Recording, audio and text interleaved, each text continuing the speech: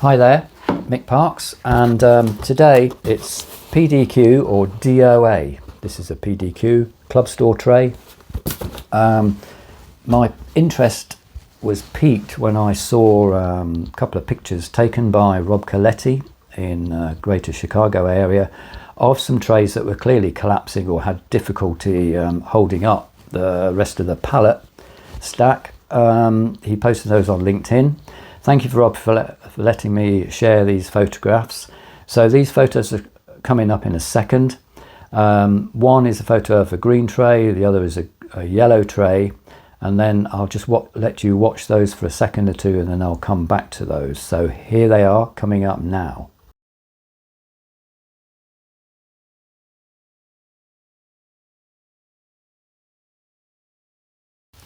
So the green tray has clearly got issues, and this is a miniature I created of possibly what that tray's like.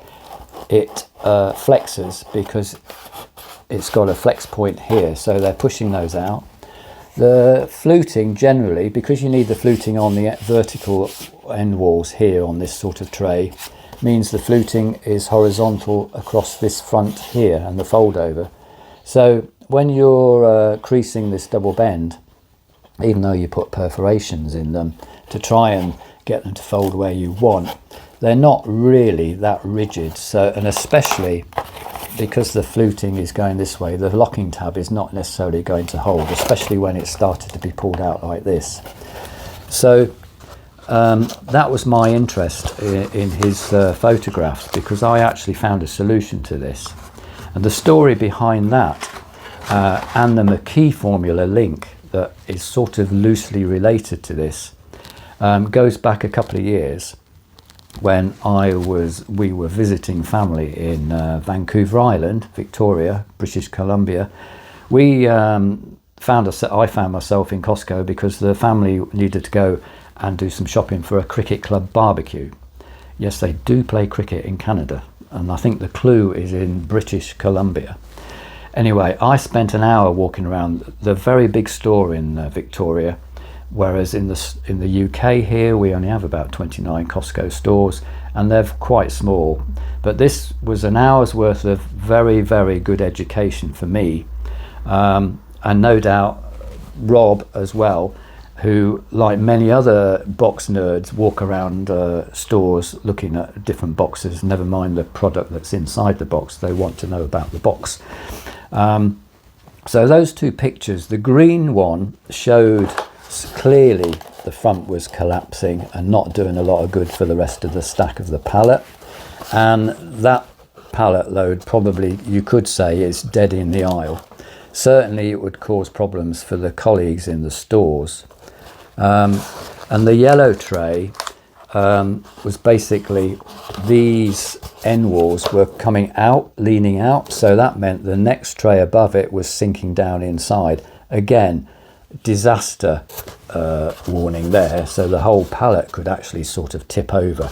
So colleagues in that store would have to have rebuilt that pallet, and quite clearly it says in the PDQ tray packaging specs for Costco, if there is some issue with pallets and their colleagues have to intervene and restack the pallets, you may well get a bill for their time to do that. And if you repeat that issue, you may well even get blacklisted. So it's key that the tray is very strong in all directions, and it doesn't basically die in the aisle. So a couple of years ago, on the way home in the flight, which is 13 hours, I decided I'm going to try and figure out if I can find a better solution to this.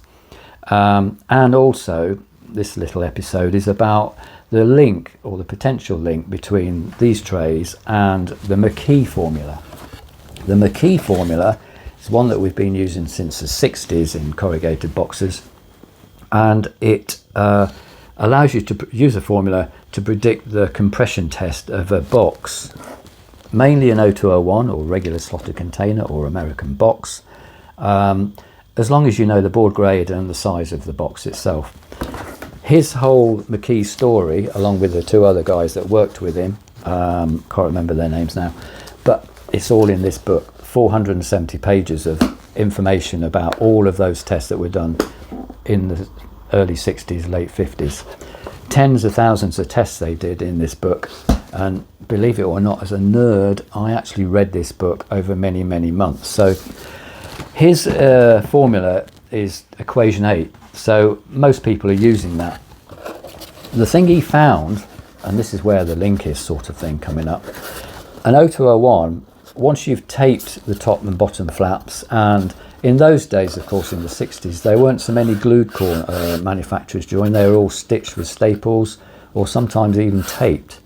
But he discovered or realised early on that as long as all the panels are connected, made out of one piece of board and then creased into 4 separate panels, and the top flaps and bottom flaps are taped up, you've got quite a rigid structure. So if you put a load down on it, it's going to reasonably stay in its same sort of position. It's not going to deform. Whereas if you can probably imagine, without top and bottom flaps, you've just got a sleeve, and you put some pressure on that, it's going to twist and deform all over the place. So that secret really is based on connected walls. And that's the sort of idea that I applied to the solution that I'd got for the flexible front walls here, and also the fact that they're not connected at the back either.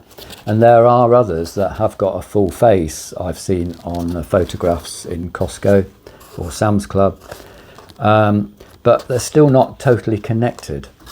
So the solution I came up with, and this is one example here, bear in mind that the flutes don't go vertically on all 4 sides on this particular trace design that's used quite, and you see quite commonly in Costco. This design has got vertical flutes on here on the ends and on the fold over. It's got vertical fluting on the side here and on the back side as well. This happens to be one that is open at both back and front, so that depending on where it sits on the pallet, it could be shot from both directions. And to give it strength and stop the next tray from falling inside, it's got these corner flick outs. So this is a connected tray. So the side and the front are connected. The back is connected to the piece that goes underneath here.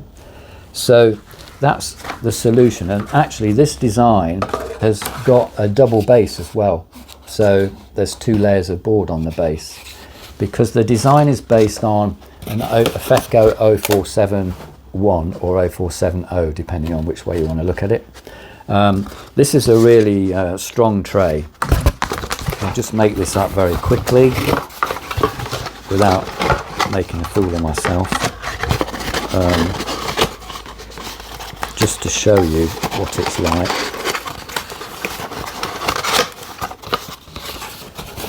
So there, so we just put that over there, lock that in, and hey presto, we've got a very strong tray.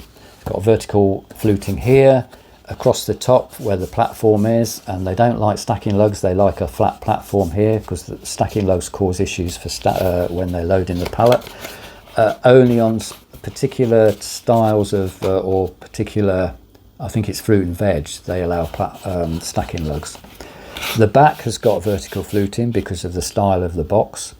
The fold over's got vertical fluting, and the front's got vertical fluting. So this is a really, really strong box, and of course at the front it's connected. It's also a smooth 1-panel piece, so there's no issues about graphics and things having to line up. And as a fits and giggles earlier in the year, this has been filmed in 2026, my partner and I put a plank of wood over this full-size one, and we stood on it, we filmed it and put it on YouTube, and we got 14,000 views. Who knew that would be that interesting? You only saw our feet standing on the platform. Anyway, last summer, as an example in the UK, one of my clients' customers had supplied some trays into Costco, and they'd collapsed, and they clearly had not read the technical specification, because they should have been tested, compression tested, inclined plane tested, vibration tested, whatever was required for that particular product. So my client rang me. I said, oh, actually I've got a solution for that. So I sent them the drawing for this, and they changed it a little bit relevant to the customer's request, and hey ho, no news is good news, basically. So there was a death in the aisle there, and certainly possibly a death on arrival, but we got around it. Now, in terms of the specification for Costco, each tray, if the product weighs under a whole load, including the pallet, weighs under 340 kilograms, that's roughly 750 pounds, the bottom layer must be able to withstand a load of 680 kilograms, that's roughly 1,500 pounds. That's a hell of a lot of load on the bottom trays. If it's over 340 kilograms, including the pallet, then the bottom tray has to take 1,134 kilogram weight, or 2,500 pounds. Also, they do stipulate that the floor merchandising is no less than 1.8 tall, so that's 6 foot, regardless of the load height inbound to Costco. That's quite interesting. So there's a hell of a lot of weight these trays have to take. And so no wonder if they've not got connected walls, there's flexibility in this area. You only have to have this start to go, and the trays at the above that are stacked on here, they may well start to dip down, and that's all you need, is that to happen on the first 2 layers, and the whole pallet will tip over. And that's where you're likely to get a bill from Costco, because someone has to go and mess around and pack it all up again. So I hope that's been an interesting session about Costco trays, or PDQ trays. If you want some more information, just contact me. I'm always up for discussion. I don't have all the answers.